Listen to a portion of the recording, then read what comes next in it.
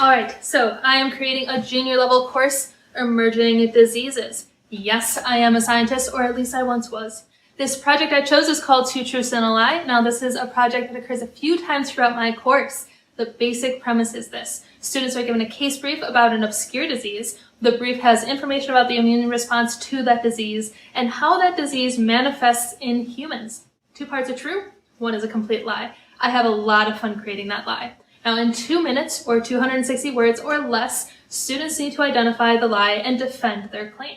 Now this activity occurs a few times throughout the course, so it starts as a teacher-led activity and eventually becomes one that students create and share on their own. I'm going to focus on the first iteration of this project, keep things simple.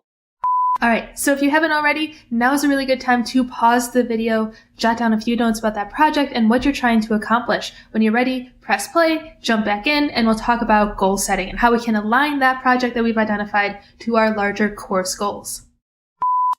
Backward design is all about those goals. So let's start with how this project fits with my course goals. Now, one of my larger course goals is meant to help students critically consume academic research and apply it to their own work. This project is one of the assessments that I plan to use to make sure that students are on track to meet this goal. Now, because this is the first time students are doing this project, and because I know we'll be doing this project a few times throughout the course, I'm looking for maybe 40-50% mastery of the goal. They're starting to get it, but maybe aren't quite there yet. Now, this is a really good point to pause the video and make note of the larger course goal or goals that your project aligns with. Is this project one of a few that align with an outcome, or is it the only assessment attached to the course goal you have?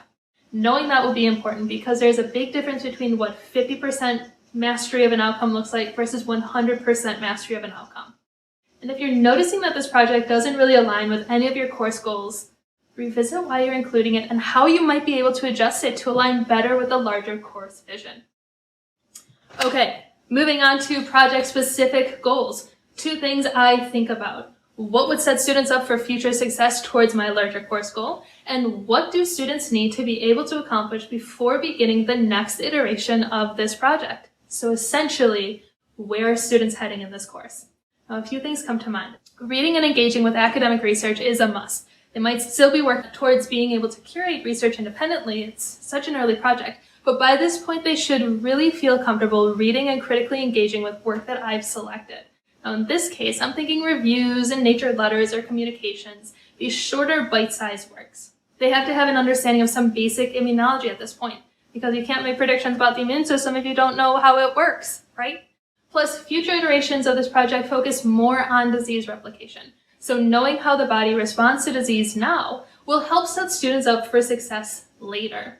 Now, finally, I'm circling back to this 2-minute video, 260-word written response. This response format is pretty standard throughout my course. So my last project goal is focused on at least 80% mastery of this 2-minute argument. I'm not expecting perfection, but I want them to be comfortable with organizing and succinctly presenting their arguments.